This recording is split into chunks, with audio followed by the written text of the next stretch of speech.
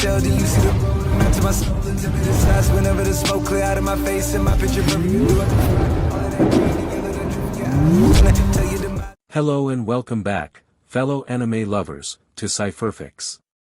I am delighted to have you join us once again in the world of fanfiction and fantasy. This is the 6th part of, What If Harry Potter Meets High School DxD. Special note, this fanfic is written and a masterpiece of Asian Lion Heart 310 on FANFICTIONnet. Do check and support the author too. Now smash the like, share and subscribe button for more. Also press the bell icon so that you never miss such great parts. Thanks for the introduction. Now let's dive into the world. While Harry was having a lot of fun in Japan, at the other side of the world, far in the west, things were everything but good in Great Britain/England, especially in the wizarding world. Ever since Harry left the country, a lot of things happened and they were mostly bad. But before speaking of what was currently happening, let's take a look at the past, shall we? After Harry was left to the Dursleys by Albus Too Many Names Dumbledore, the Potter family lived happily under the fame they received thanks to Jacob, who apparently killed Lord Voldemort that night. Everyone in the wizarding world sent presents and thanks for the young boy for freeing them from the Dark Lord's tyranny. Because of this, all members of the Potter family became arrogant, especially James and Jacob. The head of the family was promoted to Captain of Horrors by MDM Bones, and his new found position caused him to grow a large head. His son, Jacob, became an arrogant, spoiled BRT who loved the attention he received from everyone. Whenever he wanted something, he would whine like a baby and his father would give him what he wanted.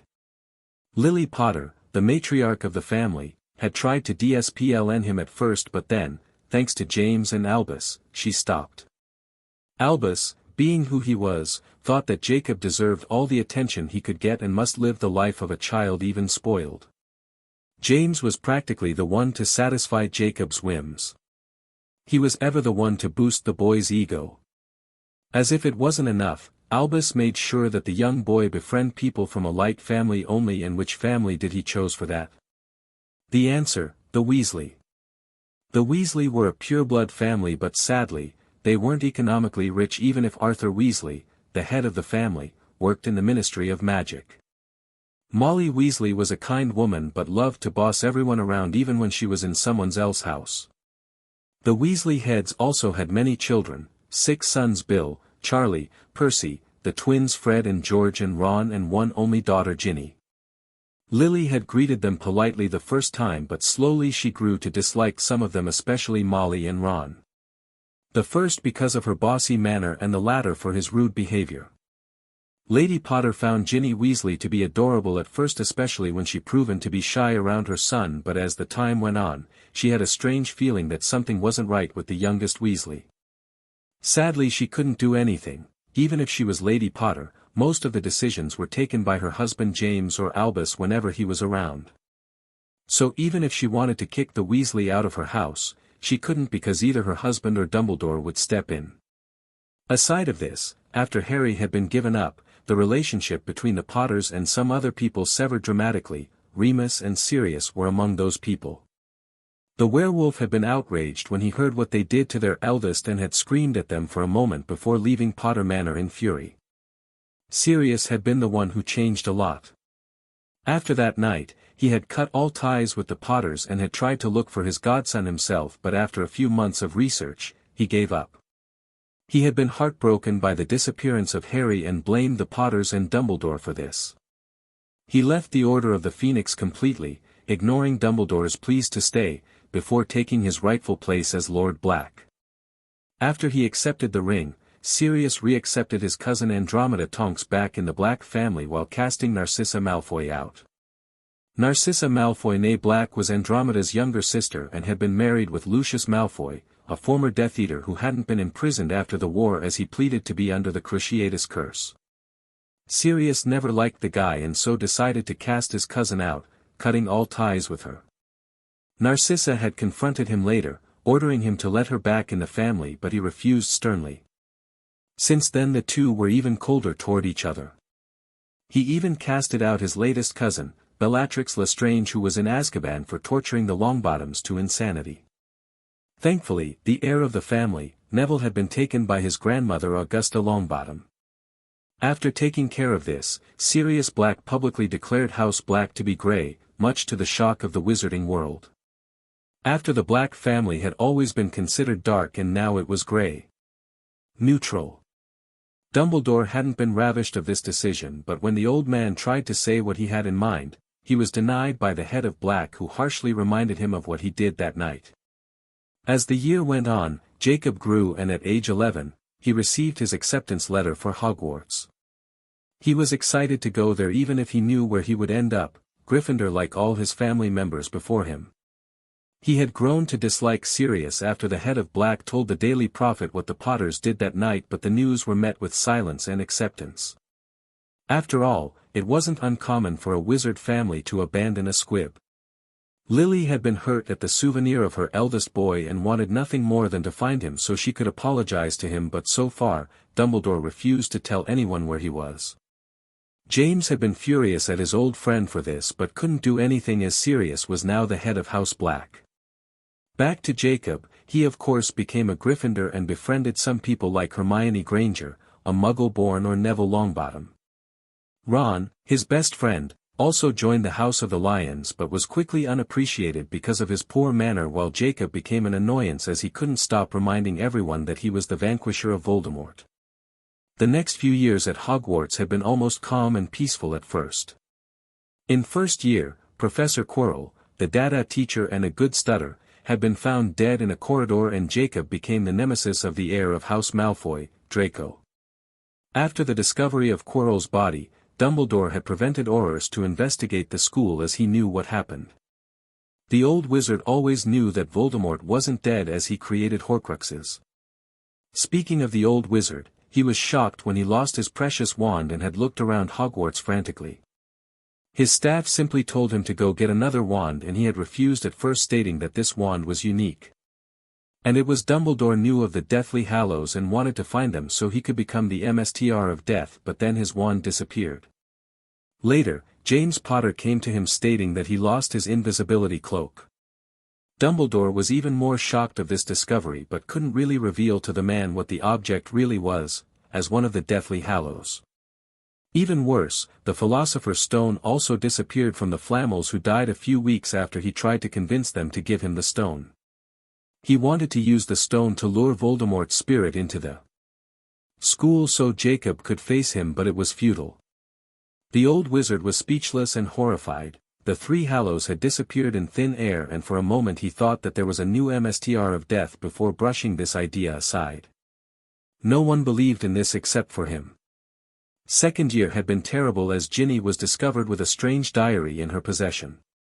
Apparently, it had been given to her by Lucius Malfoy during a shopping trip in Diagon Alley. Dumbledore had been shocked to see that the diary was another Horcrux. He wanted to destroy it, but he didn't have any basilisk's venom on him, and he refused to use Fiendfire as it was a dark spell. Third year had been pretty quiet at first until news of Peter Pettigrew's escape of Azkaban spread in the wizarding world. James had been charged to find the traitor, and he wholeheartedly accepted. Sirius and Remus also went out to look for the rat but refused to work with James, showing everyone that the two of them never forgiven him or the rest of the Potter family for abandoning Harry. The Minister of Magic, Cornelius Fudge, had sent Dementors, foul creatures who fed on people's happiness, to Hogwarts, much to the horror and anger of many, before resummoning them back to Azkaban after a few accidents with the students, especially on Jacob. For a year, Aurors patrolled around Hogwarts, but not once did they caught the rat. Sirius and Remus did smell him but never found their traitorous former friend. When it was confirmed that Pettigrew wasn't on Hogwarts's grounds, the Aurors left as they weren't needed anymore. For year was also a fiasco because of the Triwizard Tournament, a magical contest held between the three largest wizarding schools of Europe, Hogwarts, Beauxbatons and Durmstrang. The tournament had been discontinued a long time ago because of the high death toll. Champions were chosen by the Goblet of Fire, an old artifact to represent their respective schools, Victor Crumb for Durmstrang, Fleur Delacour for Beauxbatons and Cedric Diggory for Hogwarts. But then something shocking happened. A fourth name came out of the goblet, Jacob's name. At first shocked by the fact he had been entered in the tournament, Jacob wholeheartedly accepted to participate because of the money he would receive if he won.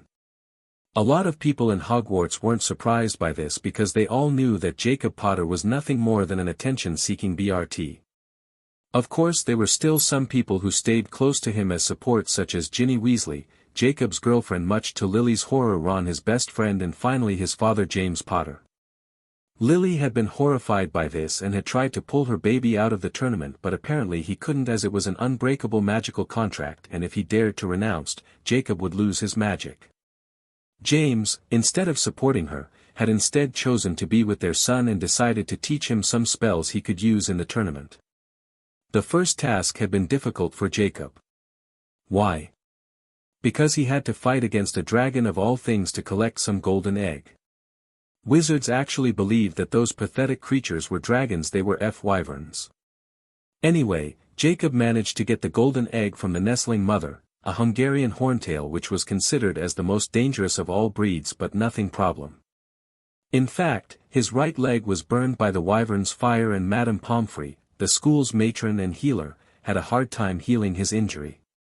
Jacob Potter was the last one in term of points, while Cedric was second. Being the stupid git he was, Jacob couldn't feed the queue for the second task, and it was thanks to Cedric's kindness, even if he didn't deserve it if you ask me, that he was able to know where the next task will take place, the Black Lac near Hogwarts.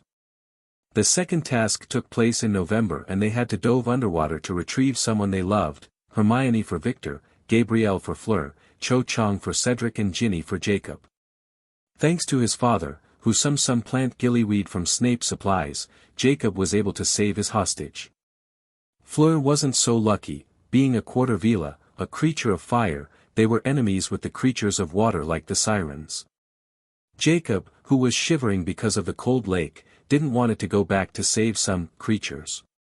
Yes, you heard me right, Jacob had nothing but disdain for creatures after his godfather Remus Lupin broke all ties with the Potters.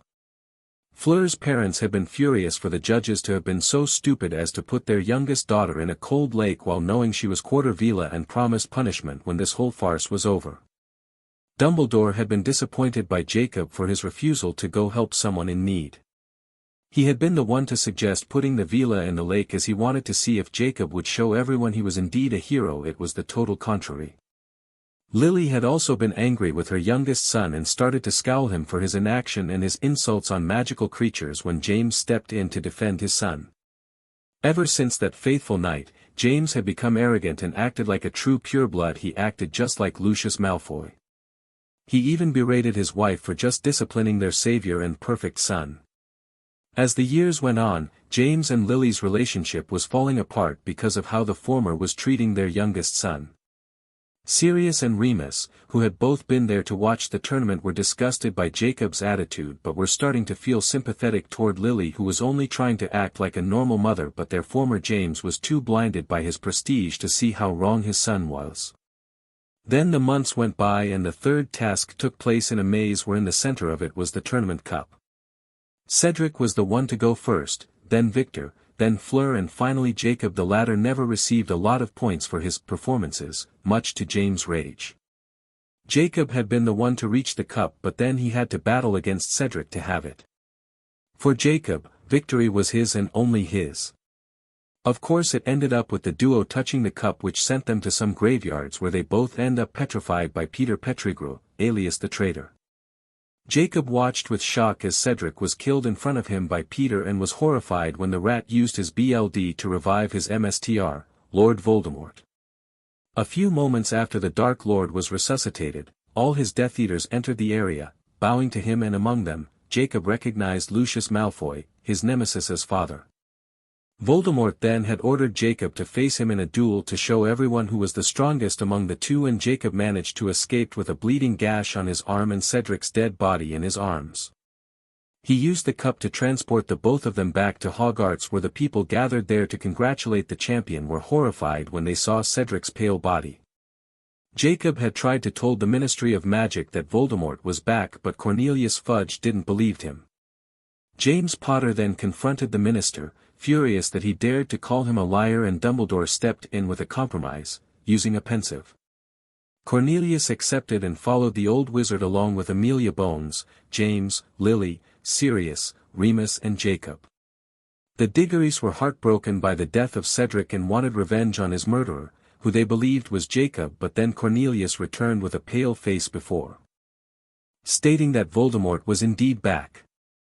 Thanks to Jacob's memories, they could see the ritual Peter did to resurrect his MSTR, and the Potters looked at each other in horror because they knew that a new war was coming. Amelia arrested the false Alastair Moody, who was none other than Crouch Jr., who was believed to have died in Azkaban and had been proven to be the one who entered Jacob's name in the tournament. He had received the Dementor's kiss.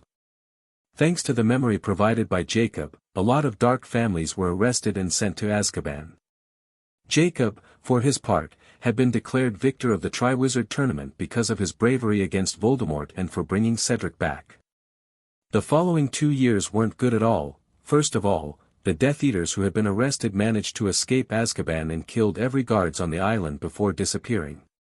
The Ministry of Magic was becoming more skeptic when 1 year after Voldemort was brought back to life, nothing had happened.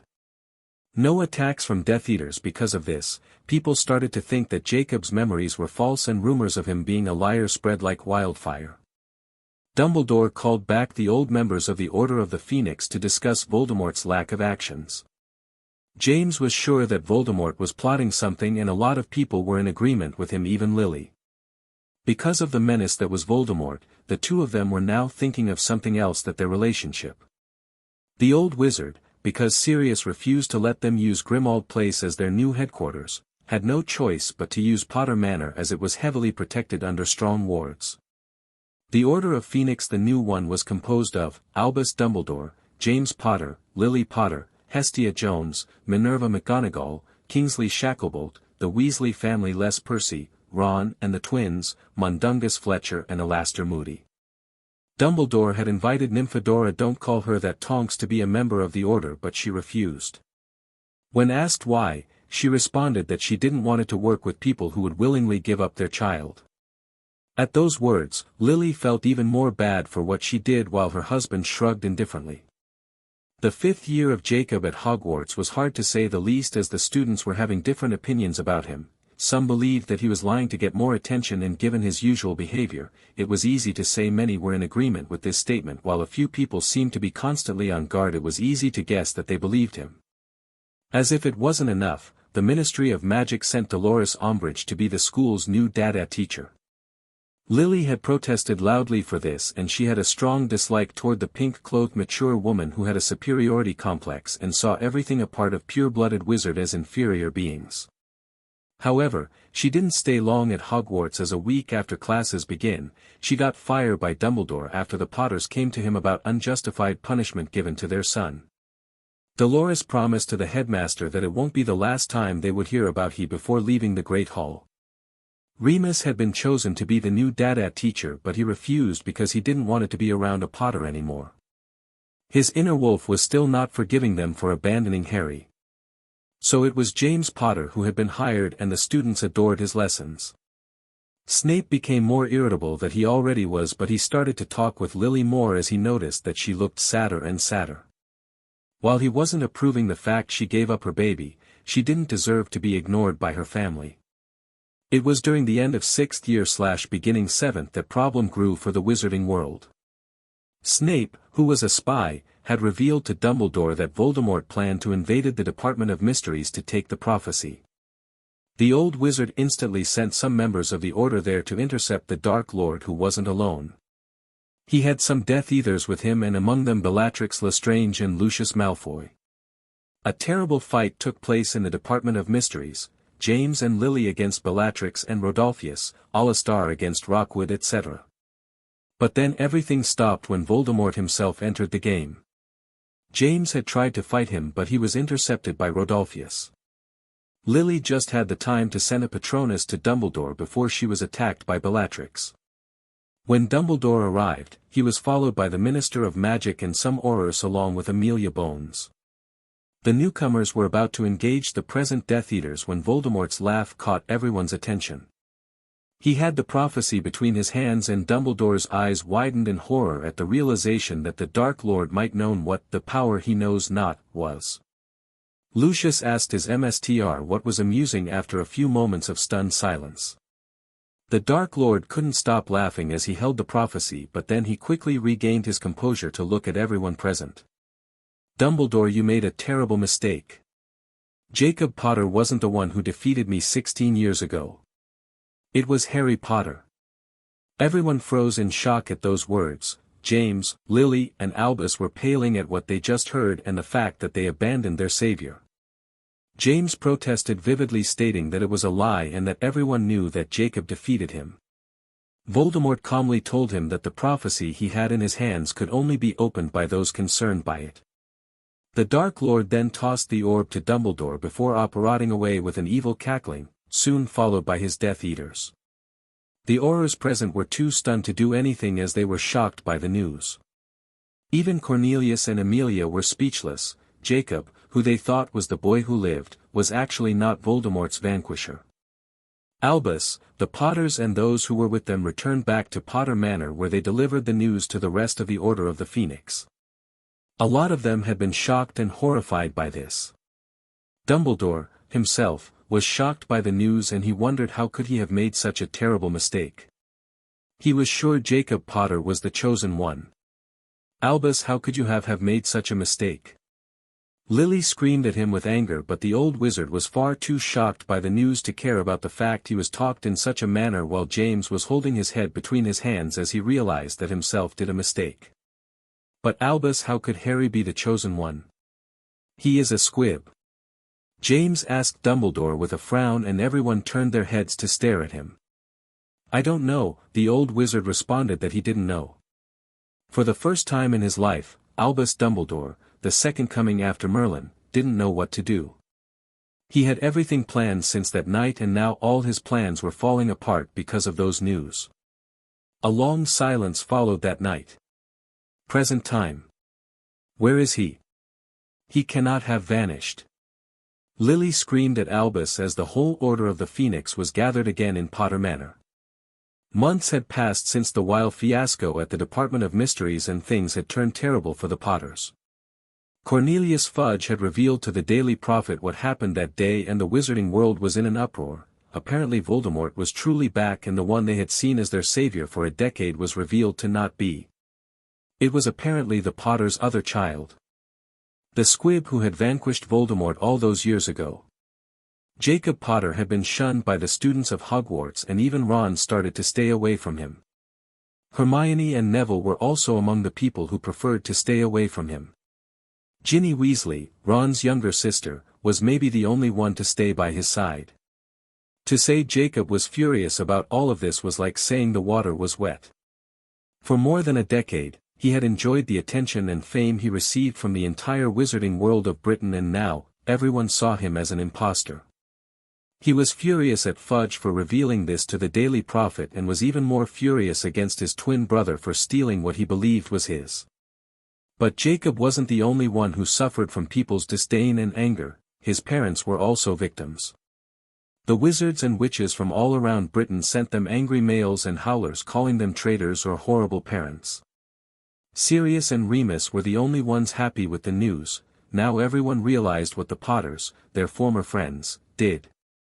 Now the whole wizarding world wanted to know where was their true savior so they could save them again, much to the disgust of Sirius and Remus. Lily, too, wanted to find her eldest son, but to apologize to him for abandoning him. After that night the truth was discovered. Albus had revealed to her where he had placed Harry, to the Dursley. Lady Potter had been less than pleased to her about this because she feared that her baby was now a magic eater like her sister. James had tried to comfort her, but it was futile, as himself knew of how much his wife's sister hated magic. So they went to number 4 Privet Drive only to find out that the Dursley were all dead. They all died a long time ago, and now one knew how. Lily had been a bit saddened by the death of her sister, Petunia, but what was clouding her mind was the disappearance of her son, who wasn't with the Dursley when they died. Thanks to Albus' legitimacy, the Potters also heard of how their eldest was seen in the area, a delinquent, a troublemaker, an ungrateful child. However, the Muggle teens, the few they asked, all responded that not once had they seen the boy in question, and that Dudley was the biggest bully around before he died. Devastated to not have found their son, the Potter returned to the family manor with heavy hearts. Lily had been inconsolable for days and James didn't know how to comfort his wife as he hated seeing her like this. Albus had tried to send a letter to Harry James Potter but the owl also circled the room before landing back near the old wizard. Normally, an owl could find everyone whenever he was around the world and if it couldn't then either Harry was dead or was somewhere heavily protected by strong wards or wasn't a Potter anymore. James hurriedly checked on the Potter family tree only to discover that Harry's name was absent. Albus and the rest of the order sighed in sadness as they remembered that the Potters must have casted Harry out because of the fact he was a squib but then James affirmed that he never performed the ritual to cast his eldest son out and admitted that he forgot to do it. At first skeptic, the order demanded a memory of James and Albus summoned a pensive. After an hour of watching, James was proven true to his words he never performed the ritual so how Harry's name could be inexistent. Albus went deep in thought but then his face paled as an answer came through his mind, what if Harry casted himself out of the Potter family? It would have been logical but Harry was a squib right? Of course, the old wizard had voiced his concern and most of the order found it possible. Lily was outraged to hear that her baby would cast himself out of his family. Albus calmed her down by stating that it was just a supposition and James voiced an idea, if Harry did this then he must have received help from someone. Alastor Moody spoke for the first time and inquired to speak to the goblins. When asked why, the old Auror made a solid argument, if Harry managed to perform the ritual then he must have some magic and if he had magic then he might have an account in Gringotts. The idea was accepted by many and Albus, James, Lily, Alastor and Minerva went to the wizarding bank shortly after. What can Gringotts do for you? A goblin asked them with disdain when he saw the group approaching him. We want to speak with the goblin in charge Mr. Potter's account, Albus responded with his grandfatherly voice. Bonecrusher, the goblin called out loudly and another appeared through a door, those wizards wants to see you. Lord and Lady Potter, what business do you want with me? Bonecrusher asked the Potters with a scowl on his ugly face. We are looking for our son Harry Potter, James began to say only for the goblin to sneer at him. Your son came here a few years ago you must talk to Griphook, he was the one present that day, with that said Bonecrusher left, without saying anything else. The Potters were at first outraged by the lack of respects they were received but they brushed it aside to look back at the goblin in the counter. May we see this, Griphook? Lily asked the disgusting creature who nodded with a scowl before calling out his fellow goblin. Soon Griphook appeared and when his eyes landed on the group, his face darkened. Seeing this, the group of wizards became nervous except Alastor who was looking professional. Mr. Griphook, it had come to our attention that you might know where is Harry Potter, Albus inquired to the goblin with respect. I might but I won't anything. And why not? He is our son. James inquired with anger. A son you abandoned with abusive relatives. Griphook retorted harshly which caused the wizards to froze in shock. Goblins might hate wizards but no child deserved to be treated like Harry was. What do you mean abusive? Lily asked him in a small voice. At the word abusive, she became alarmed and silently wondered what her sister did to her son.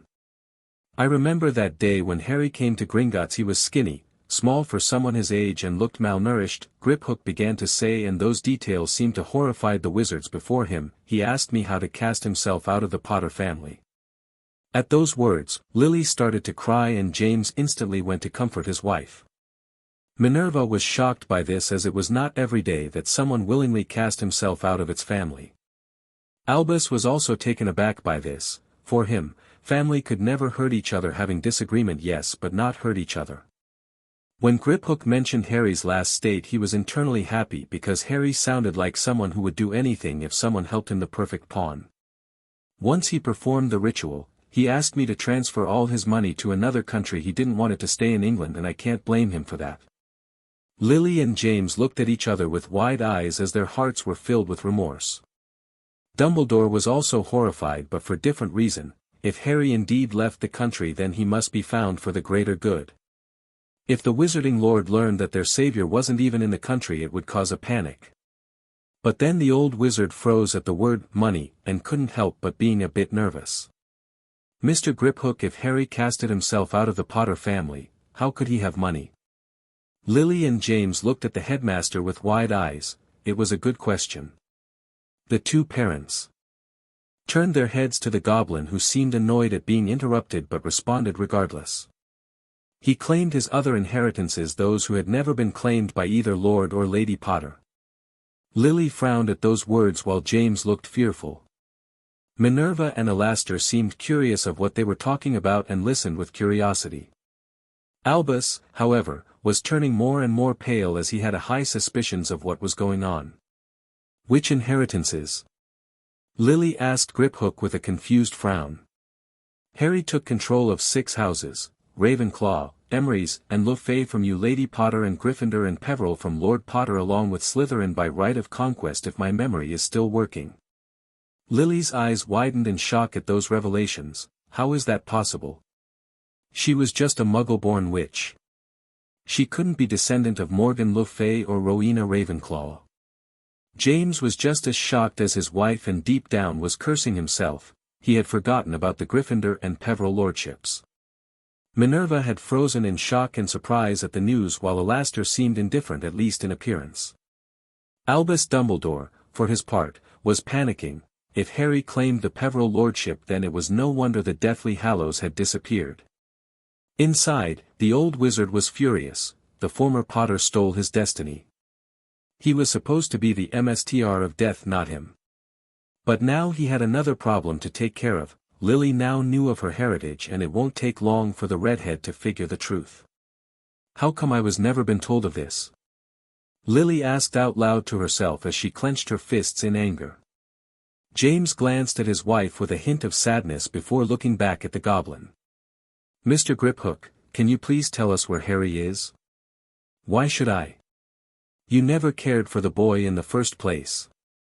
Griphook inquired in a harsh tone. Lily wanted to object but stayed silent. Why?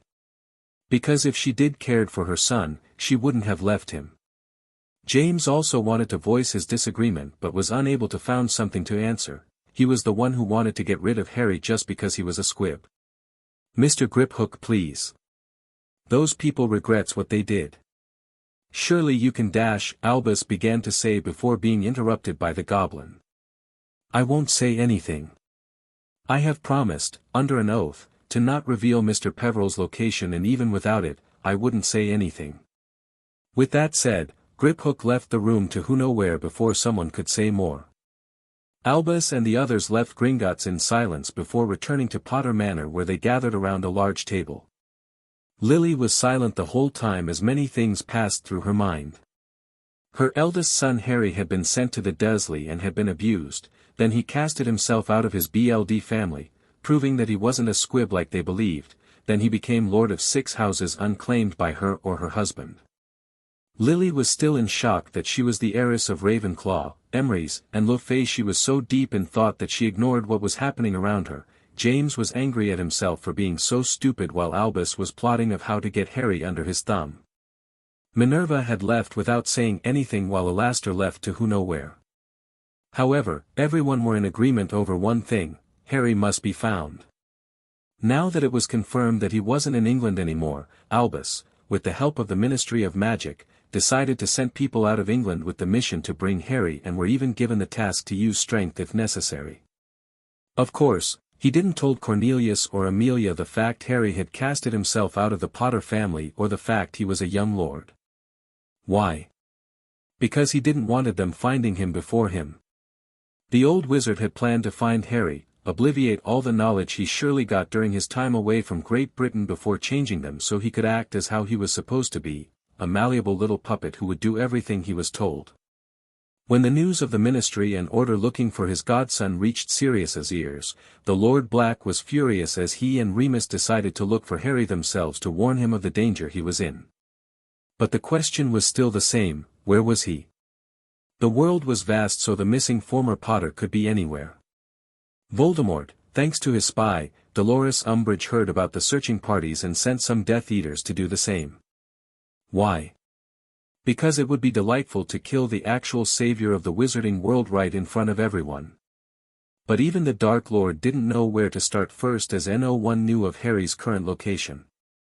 Dumbledore, the Potters, and Voldemort didn't know it, but the moment they met Harry, a lot of things would change, and not only to the better. Back in Japan and unaware of what was going on in England, a few weeks had passed since Harry fought Rias, and a lot of things happened since then. For starting, Harry's relationship with his girlfriends grew stronger, and sometimes, he would have them sleeping with him at night. Ophice seemed to have grown more expressive since the day she met Harry for the first time, but didn't change the fact she was a bit possessive of him. Tiamat, the Karma Dragon, also became really attached to the green-eyed young lord and became a permanent resident of the Peveril mansion alongside Asia, Rainier and Ravel. Yes, you heard me right.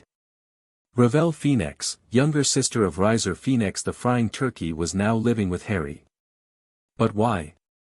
2 days after his fight, Harry received a message from Rias stating that someone wanted to see him, and he had been shocked to discover Ravel with the redhead.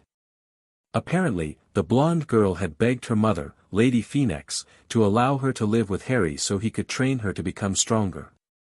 Surprisingly, none of the parents objected at their daughter's request.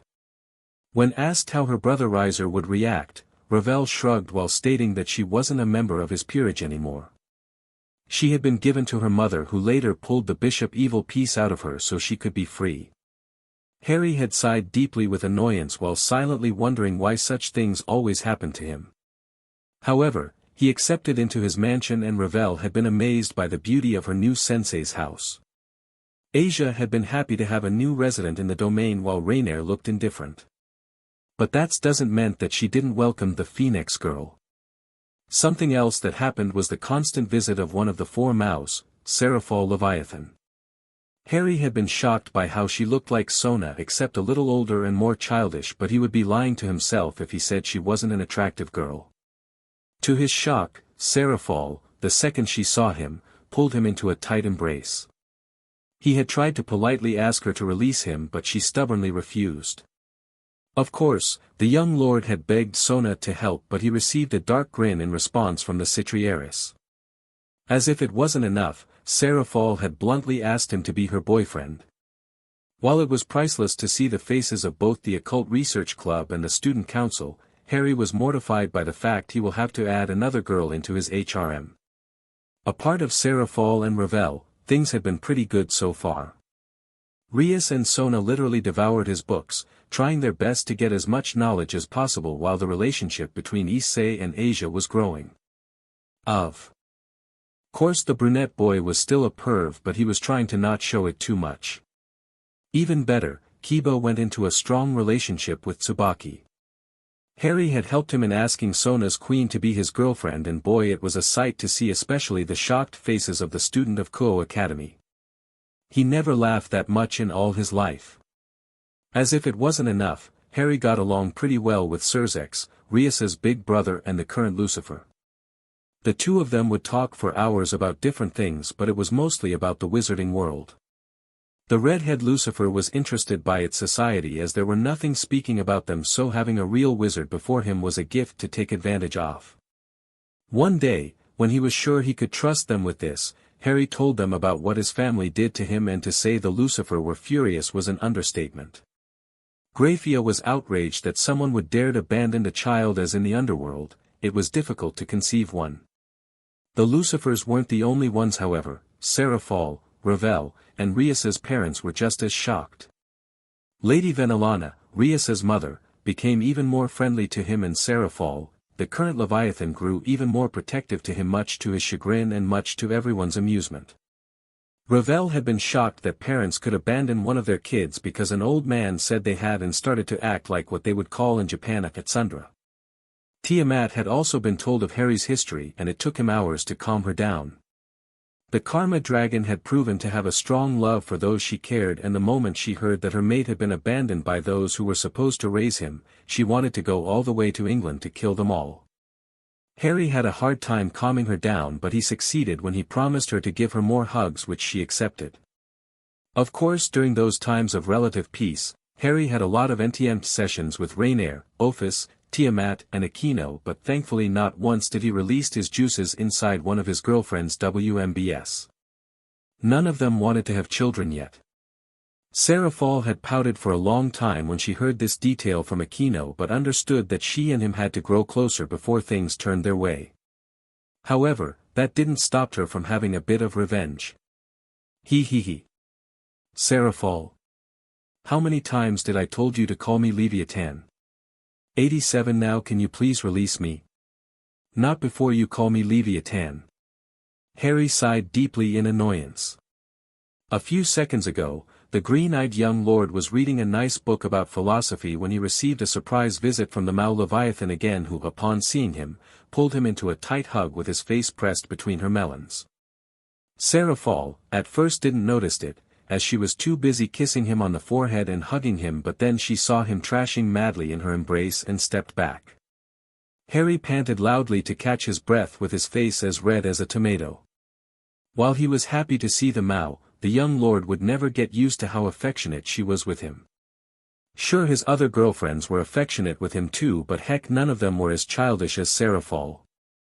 Alright Leviathan, can you please let go of me? Okay.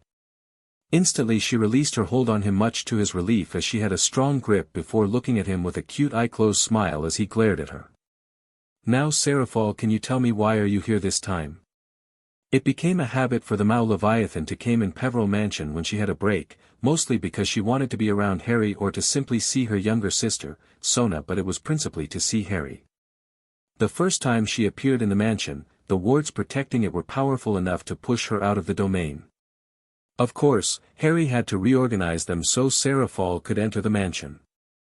The Mao Leviathan had been impressed by his wards and had asked him a lot of questions which he had no choice but to answer, as she was far too adorable to say no, even if Asia was cuter in his opinion because of the air of innocence around her. Seraphol's cute expression turned into a pout as she narrowed her eyes at him with her puffing cheeks. She looked like a child ready to throw a tantrum. Harry shot her a mischievous grin in response, which caused her pout to deepen as she realized he was toying with her. Baka.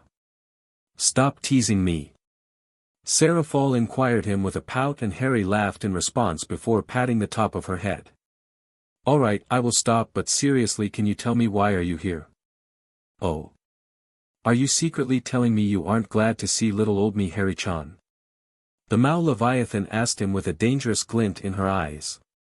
No. I'm glad you are here, really. I'm just curious, that's all. Harry replied quickly in a nervous manner.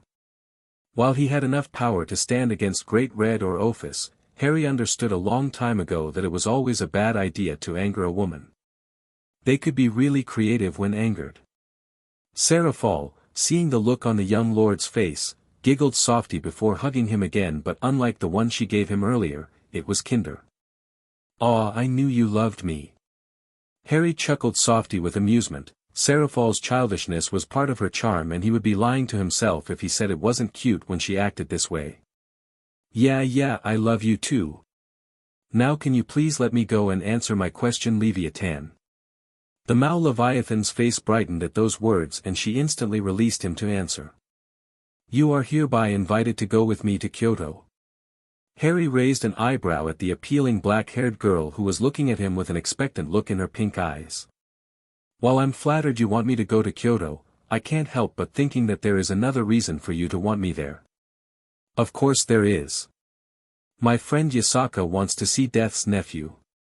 Harry gave her a deadpan expression in response before opening his mouth to say. Who is that friend of yours? And if that's true, then why didn't she send me a message? Lady Yasaka is the leader of Th West Yukai faction here in Japan. Lady Death didn't told you? Harry groaned in both embarrassment and annoyance. When he heard the name Yasaka, he had an idea of who is what, but internally, he hoped it wasn't the kitsune in person, but it seems fate and luck wasn't with him again. Muerte had told him about the powerful nine-tailed Yukai, and he once wanted to meet her, but recently, all he wanted was as less attention as possible. But looked like fate wouldn't give him that. Great, just great, now I have to Lady Yasaka. But Seraphol, why didn't she send me a message if she wanted to meet me?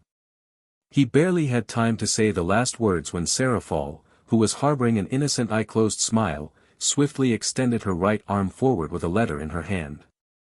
A message like this one? The Mao asked him with a grin. Harry stared at the piece of paper with a blank expression before slapping his face with his hand, grumbling something under his beard. Sarah Fall, for her part, was giggling softly in amusement at the face he was making. "You know, Harry-chan, you are even cuter when you're upset." The young lord shot her a glare and she only giggled in response, not intimidated in the slightest. "When are we going?" Harry asked her with resignation. "How about now? I can bring you there and back." Sarah Fall answered with her usual cheerful grin. Harry shot her a raised brow. It sounded too easy to his liking. "What's the catch?" he asked her curiously as he crossed his arms, waiting for her answer. The Mao Leviathan grinned at him mischievously, her eyes half closed, and the sight only caused Harry to become a bit nervous. "I will take the both of us there if you promise to do whatever I want for the next 2 days." Harry stared at the black-haired Mao Leviathan with a deadpan expression on his face. While he knew she had a thing for him, Sarah Fall didn't like the fact he didn't went further than kissing her. Of course, each time this topic was bring up, Harry would answer that he had done the same with his girlfriends, but Sarah Fall didn't believe it even when Akeno herself spoke to his favor once. "Fine, but why 2 days?" Harry asked her with a confused frown. "Because in 2 days, I will have to go back to work again and endure paperwork." Harry winced in sympathy for the black-haired Mao Leviathan. He himself had to support paperworks during the time he resigned his British citizenship to become an honorable Japan citizen. He was 10 back there and he had hated the experience strongly. "Before going, can you let me do a little something first?" "Okay, Harry-chan, but be quick." "I will, don't worry your cute little face about it, Mickey." "Mstr." Harry called for Mickey, the male house elf asked the young lord as he appeared with a pop. Ignoring the blushing mess that was Sarah Fall Leviathan after hearing his little compliment about her face, Harry looked at the house elf with a smile. "I will be gone for 2 days. I want you to warn my friends in case they want to see me, tell them I'm in Kyoto." "As my Mstr wish." "Good journey?" Mickey inquired before disappearing as fast as he came with a pop. "Aw, do you really find my face cute?" Sarah Fall asked him once the house elf was away. "My, of course, Lady Sarah Fall. Now shouldn't we be on our way? I told you to call me Leviathan. And yes, we are going, but first here a little something for being a darling." The second those words left her mouth, she lowered her head closer to Harry's before pressing her lips against his in a deep kiss. Blinking in surprise, the green-eyed lord barely reacted when Sarah Fall's soft lips pulled away from his. Seeing his stunned state, the Mao Leviathan couldn't retain herself from giggling in amusement. "If you want more kisses, you will have to wait, Harry-chan. It's time to go." While a bit disappointed, Harry understood and waited as Sarah Fall used a teleportation portal to send them to Kyoto so they could meet Yasaka. "Welcome in Kyoto, Harry-chan." Sarah Fall inquired cheerfully to the young lord, who looked around for a moment before looking at her. "We are in Kyoto," he retorted with a deadpan expression as he stared at her blankly. No, we are in an alternative version of Kyoto where Yukai lives." "That makes sense, I guess," Harry replied with a shrug which caused Sarah Fall to giggle in amusement. "Come on, let's go," the Mao Leviathan inquired him as she pulled on one of his arms. Okay, we're going. Harry quickly retorted with a chuckle as he went after the overexcited Mao. "Time skip. Welcome in my domain, Sarah Fall. And you must be Lord Peveril Gryffindor Ravenclaw Slytherin Emery's LeFay, the nephew of Death herself." Harry and Sarah Fall were currently standing in front of Yasaka, the leader of the Yukai faction. It took them some time to reach her domain, but it was worth it as Harry was entranced by the kitsune's beauty. Yasaka was a young woman with a voluptuous figure with melons bigger than Akeno's or Rainier's. And very long blonde hair with matching eyes. She also had delicate facial features and her eyebrows were cut very short, rounding a symbol of nobility. Her hair was tied in a loose ponytail, reaching all the way down to her legs that ends in a spiral, with taut bandages to keep it in place. She was wearing a traditional shrine maiden attire, and over that she wore a white coat held closed by a red ribbon and a golden crown. At her side, looked like a younger version of her, so it was easy to guess it must be either her younger sister or her daughter. The girl in question was looking at Harry with some curiosity in her golden eyes, but her expression was straight as if she was trying not to show it too much. "I am, and it is a great honor and pleasure to meet you, Lady Yasaka," Harry replied to the older kitsune with a small reverence. The leader of the Yukai faction hummed in satisfaction as she eyed the young man before her.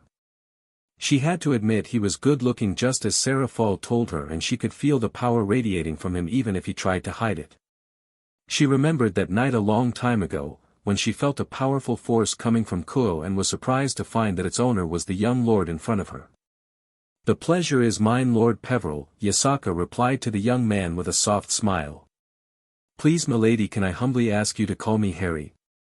"Lord Peveril make me sound old?" Harry inquired to the powerful Yukai, who blinked in surprise at first but then smiled. "Well then, in exchange you must call me Yasaka, or maybe Okayasan," the blonde beauty inquired him with a teasing grin. Taken aback, Harry gaped at the Yukai leader with wide eyes. He hadn't expected this, and thankfully he wasn't drinking anything or he would have chalked on it. His look of surprise, shock and stupor caused Sarah Fall and Yasaka to laugh with humor while the younger kitsune giggled with amusement. "Just kidding. You may just call me Yasaka, darling," Yasaka added with a stuck wink. Harry blushed at the gesture and looked away to hide his embarrassment.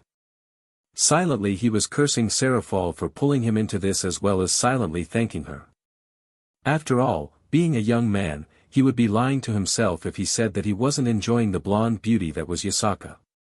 Suddenly, he blinked when he saw the younger kitsune, standing right next to him and sniffing him with her tails waving behind her. "Kunu-chan. Stop bothering our guest, please." Yasaka gently scowled the younger kitsune. "Sorry, Okayasan," the girl known as Kunu replied to her mother before looking back at Harry after taking a step away from him. "You smell like cat. Are you a Yukai too?" Harry smirked at the young kitsune. It sounded like déjà vu to him. "Sorry, little one, I'm not a Yukai," he replied with sincerity and kindness as he looked at Yasaka's daughter. Kunu titled her head to the side and Harry couldn't help but internally stating that it was cute. "Then why do you smell like a cat? Kunu-chan, leave the poor man alone, will you?" Yasaka inquired her daughter with a fake scowl on her face, but it was easy to say that she was also curious about him. "It's all right, Lady Yasaka," Harry inquired to the leader of the Yukai faction before looking back at Kunu. "Allow me to show you, princess."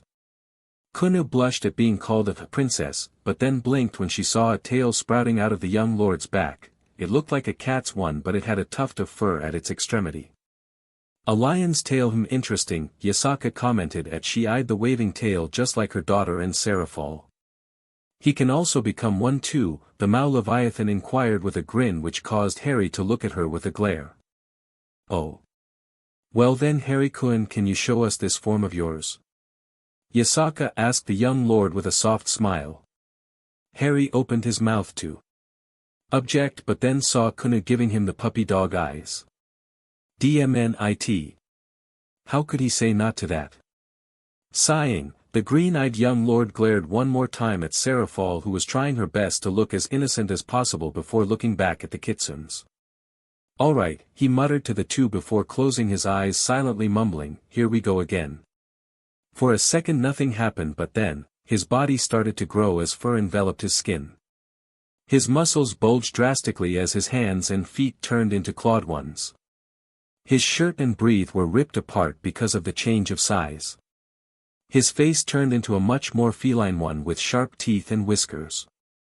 His black hair changed into a long and large mane which was ruffled by the wind.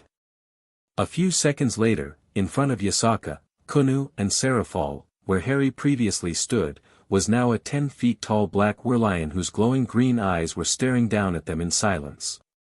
Sarah Fall was staring at the humanoid lion with nothing but pure happiness and amazement, even if it wasn't the first time she saw it. Kunu and Yasaka, however, had different reactions. The younger kitsune was scared of the black beast standing before her and went to hide behind her mother. However, Kunu was also shocked and amazed by the creature, if her shining eyes were any indications. Yasaka, herself, was amazed by what the young man turned into, but couldn't help but giving a vulpine-like grin at the black werlion as a lewd thought entered her mind. Seeing the grin, Harry suddenly became nervous, so to break the silence he decided to speak. "I hope I haven't scared you too much, miladies." Kuna squeaked softly at the deep growl-like voice, but on her face, we could see a hint of pink on her cheeks, showing that she was blushing at being called a lady. Yasaka shot an amused glance at her daughter before looking back at Harry. "Impressive form, I must admit. By curiosity, can you turn into a full lion?" Yasaka asked him with a raised brow. "As you want, Lady Yasaka," Harry inquired deeply with respect before closing his eyes again.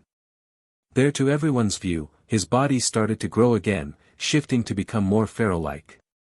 His legs turned into forelegs while his body turned to look more feline-like. Soon in front of the wide eyes of the kitsunes, stood a 13 feet tall full-grown black lion who roared loudly before lowering its large head toward them. My, you really know how to impress people." Harry-kun, the leader of the Yukai faction, inquired with amazement as she looked at the gigantic dark lion. Kunu didn't say anything and instead slowly approached the massive feline who stared at her with its glowing green emerald eyes. Slowly, the little kitsune extended an arm, the left one forward toward the lion's muzzle. It froze for a moment but then gently lowered its head down, and Kuna gasped softly when she felt the lion's fur against the palm of her hand. Slowly, she used her other hand to caress the beast's muzzle and a deep purr echoed from its throat. Kunu's smile grew and instantly she hugged the lion's snout, earning a louder purr from the massive feline. Seraphol was watching the scene with hearts in her eyes as she tried her best to not squeal at how cute the scene was, while Yasaka was smiling warmly at the sight before her. The black lion was enjoying itself when suddenly its eyes landed on the two other people present and instantly looked embarrassed as it pulled its large head away from Kunu, who pouted a bit at the action, much to the amusement of those watching. "Pavaro-sama. I didn't finish petting you." The black lion stared at the young kitsune with an expression which could clearly be described as blank before shaking its large head, saying "No." Kunu pouted in response before looking away from the massive feline while crossing her arms. "Meanie," she muttered under her breath, but it was loud enough for the lion to hear. It gently pushed her with its muzzle and Kuna yelped in surprise before glaring at the lion, who shot her a toothy grin. It was clearly amused. "Harry-chan. Can you please return to your human form?" Seraphol asked him with a grin. While the moment was cute, they had much important matter to discuss. Nodding its large head, the massive lion closed its eyes before everything went silent. Then its body started to shrink to become more human as fur was disappearing from it. Seraphol and Yasaka instantly licked their lips when they caught a glint of his muscled chest, but then pieces of his ripped clothes flied toward him before magically returning to their original forms. Yasaka, despite being disappointed to not have seen the young man's naked body a bit more, was intrigued by this type of magic as she had seen nothing similar before. Even mages never did such things. However, her thoughts were quickly interrupted by Harry's voice as he called out for her, and she turned her head to look at him. He was now back in his human form with his clothes on him. He looked as if he didn't transformed in the first place. "I never seen someone using magic like this before. You're an interesting young man, Harry-kun," Yasaka commented as she looked at him with a serious but yet gentle smile. The young lord, in response, blushed madly but allowed a soft smile to appear on his face. But then Seraphol stepped forward with a serious look on her face. "Yasaka, we have a lot to discuss for." Nodding at the Mao, Yasaka then turned her head to look at Harry with a serious look on her face. "Harry-kun, you are free to do whatever you want around my domain. I will ask my servants to prepare a room for you." Harry bowed at the kitsune respectfully with a grateful expression on his face. "Thank you, Lady Yasaka, and have fun supporting Lady Seraphol," he said the last part with a hint of humor. Seraphol's cheeks puffed as she pouted at him after hearing those words, while Yasaka chuckled in amusement. "I told you to call me Leviathan. And what do you mean, supporting me? You are not exactly the most quiet devil I know." The Mao Leviathan's face reddened as she pouted at him, which deepened when he shot her a mischievous grin in response. Kunu was giggling uncontrollably from her spot while her mother was just as amused by the two's behavior.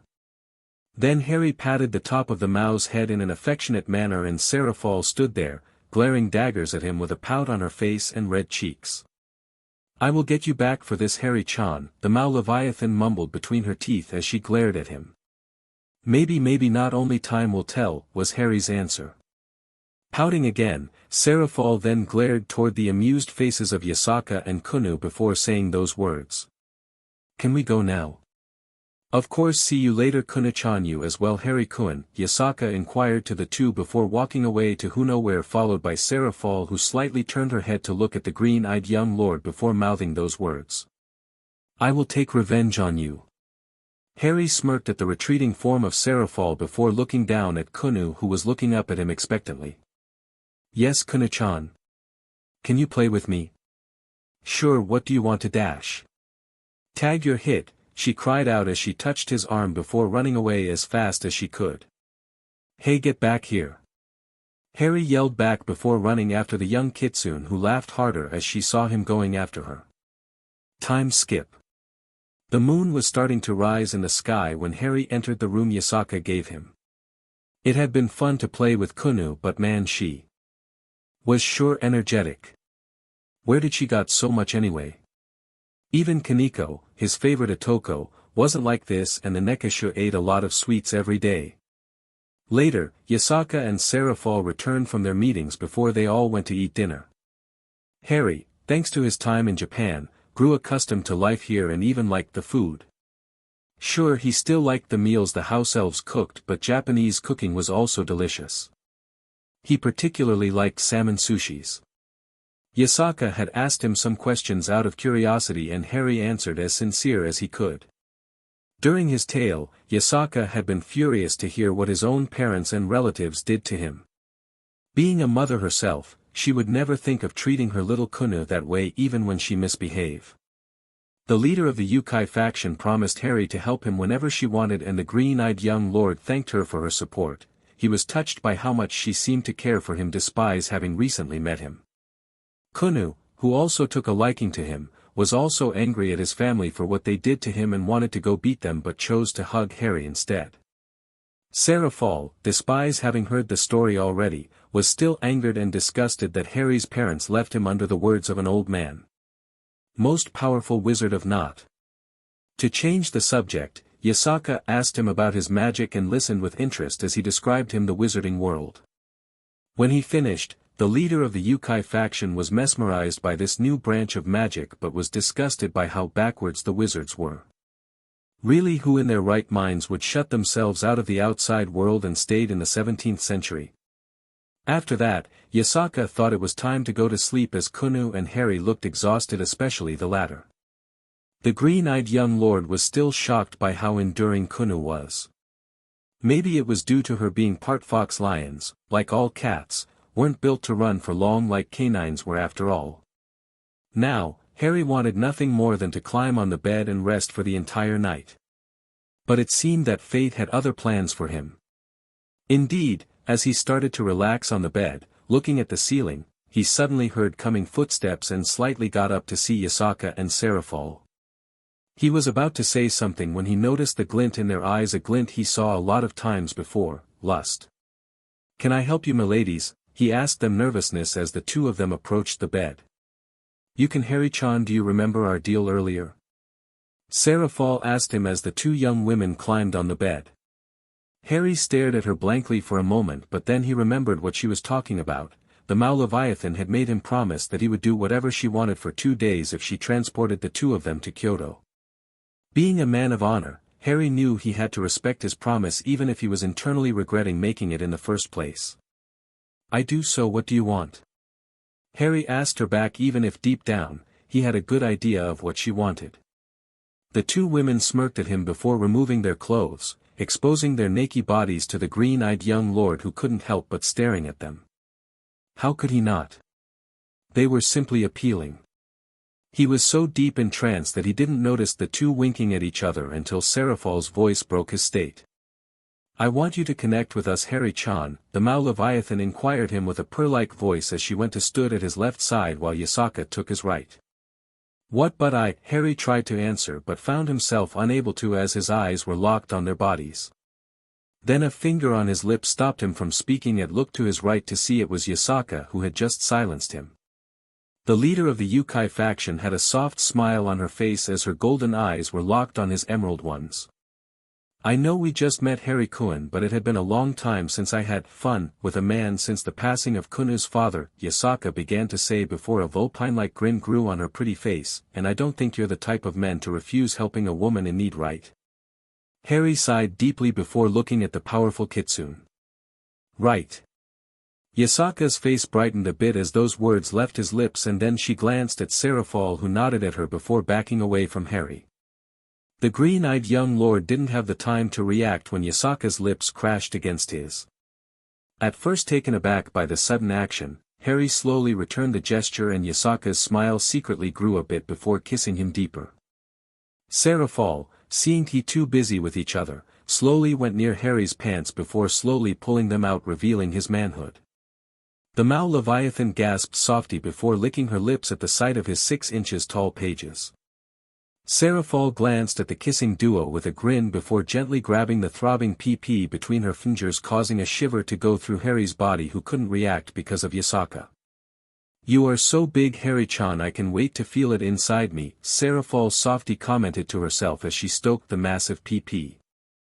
Meanwhile, Yasaka and Harry had stopped kissing each other and were now doing something else. The kitsune was loudly while Harry was grasping her melons, pinching her tips. The young lord then looked away from Yasaka's massive melons to stare at her womanhood. The kitsune looked down at the young lord and smirked when she saw his eyes glued on her womanhood, and then, as fast as wind, positioned herself so her PP was right on his face. "If you wanted it that much, all you had to do was asking Harry-kun," Yasaka inquired him teasingly as she wriggled her backside a bit. Harry's answer was muffled by her womanhood, but then she gasped with pleasure when she felt him eating her CLT with his tongue while using his hands to grasp her peach. At the same time, Seraphol was liking Harry's PP and had to admit it tasted good. Then she instantly engulfed the large PP into her mouth, using her tongue to tickle the PP. Harry internally in delight as he was busy eating Yasaka's vna. After a few minutes, however, Yasaka pulled herself away from Harry while Seraphol stopped going rough his pages.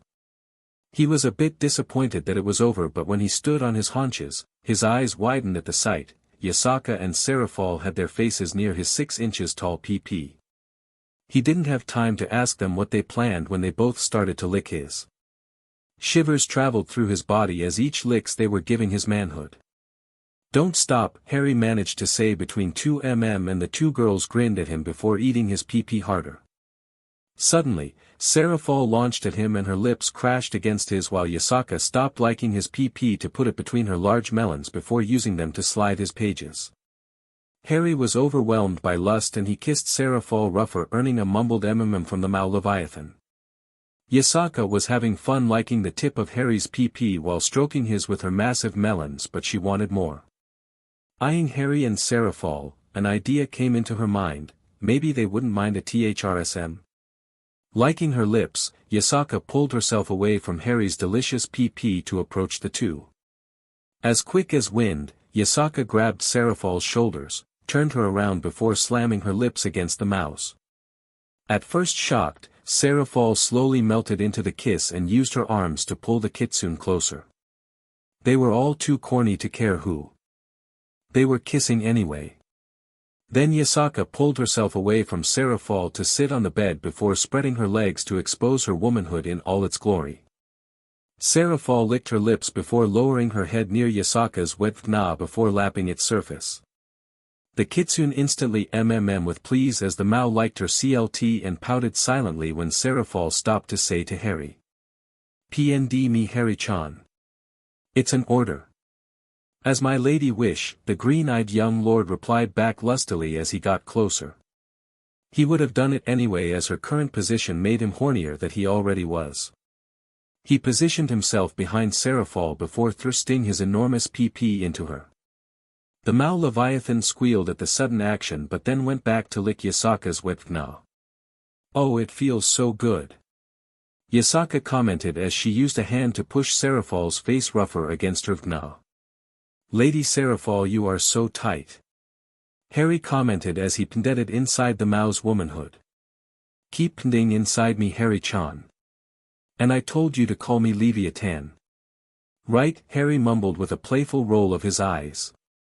Seeing that Yasaka was about to leak, Harry silently performed an anti-sound charm to prevent other people, mainly Kunu, to hear them. The kitsune, with a lustful released all her juices on Serafal's face. The Mao ate the juices inside her mouth before looking at Yasaka, who was a bit out of breath. Serafal, who was still corny, suddenly spread her legs, showing her own wet womanhood while looking at Yasaka with a strange glint in her eyes. The kitsune seemed to understand what the Mao wanted because she got over to position her legs up. Serafal did the same, and Harry watched as the two pressed their pussies against one another before rubbing. The sight only caused Harry to be turned on as he watched the two SCSSRNG one another and couldn't help but grabbing his PP before masturbating. Serafal, seeing this, used a finger to gesture him to approach her, and he did. Harry moved closer to Serafal, and soon his throbbing PP was standing inches away from the Mao's face. Serafal licked her lips at the sight of his PP before engulfing it into her mouth, and as she savored his PP, the PP rubbing became more intense as Yasaka doubled her movements. Suddenly the two grabbed each other's melons before pinching on the tips. The two corny women in pleasure, and then Serafal released her juices all around Yasaka's womanhood and some landed on her chest and face. The kitsune ate it wholeheartedly before looking over at Harry. Harry-kun, let me have another taste of that PP of yours. The green-eyed young lord looked at Serafal, who nodded her head as she pulled his PP out of her mouth, panting as she tried to catch her breath. Harry then approached Yasaka before stopping right in front of her with his PP inches away from her mouth. The kitsune gave the tip a brief lick, burning a shiver from Harry before grasping it between her fingers. Suddenly, without warning, Yasaka engulfed his PP and Harry in delight as she literally rough-going his PP while using her hand to slide his. Serafal, feeling a bit left apart, went back on her feet and used a hand to slowly turn Harry's head so she could kiss him on the lips. The young lord happily returned the gesture while shivering as Yasaka didn't stop liking her. For a few minutes, they stayed like this, but then Harry's breath fastened while his heart beaten quicker than usual. I'm about to leak. Hearing this, the two women acted quickly. Yasaka used her hands to slide Harry's while positioning her head in front of it, with Serafal doing the same to her left. Both were eagerly waiting for the young lord to release his juices. For a moment, the kitsune stroked Harry's PP, and then they saw Harry gritting his teeth before saying, "Here it leaks." Just as those words left his mouth, fresh and warm juice shot out of his PP before landing on the women's faces, whose mouths were wide open to take as much of the white substance as they could. A few seconds later, no juice got out of Harry's PP, and the two women slowly ate what they managed to get before cleaning each other's face while Harry fell on the bed in exhaustion. Harry laid on the bed, completely out of breath, and he was soon joined by Serafal and Yasaka, who went to stand at his sides, panting. "It was fun," Serafal inquired softly to the other two, who grumbled their agreement. "It had been a long time since I last did this, thank you Harry-kun," Yasaka remarked to the young lord as she kissed him on the lips. "The pleasure was mine, Lady Yasaka. I think I told you to call me Yasaka or Okayasan." Harry decided to humor her as he replied with a mischievous grin. "Well then, the pleasure was mine, Okayasan." Yasaka froze for a moment but then smiled warmly at the young man as she went back on her feet to slowly put back her clothes. Serafal, at the same time, looked at Harry with a smile of her own before saying gently, "Thank you Harry-chan, same thing tomorrow night." The request caught him off guard and wanted to answer by the negative when he saw her grinning evilly down at him. "Remember, either you like it or not, you must do everything I say until I get you back home, Harry-chan." Sighing deeply, Harry again regretted having made this deal with the devil but had no choice. "All right, Leviathan." With a bright smile and a big kiss on his lips, Serafal hopped literally out of the bed to put her own clothes before she and Yasaka went out of his room, leaving him alone. "What did I get myself into this time?" Harry commented to himself as he looked at the windows to stare at the moon shining brightly in the dark sky of the night. So alright folks, that's all for today. Stay tuned for part 7. Do subscribe, like and share for more such videos. Also check out the story and author Asian Lion Heart 310 on fanfiction.net. Press the bell icon to be notified first on release. See you in the next video. Till then, goodbye.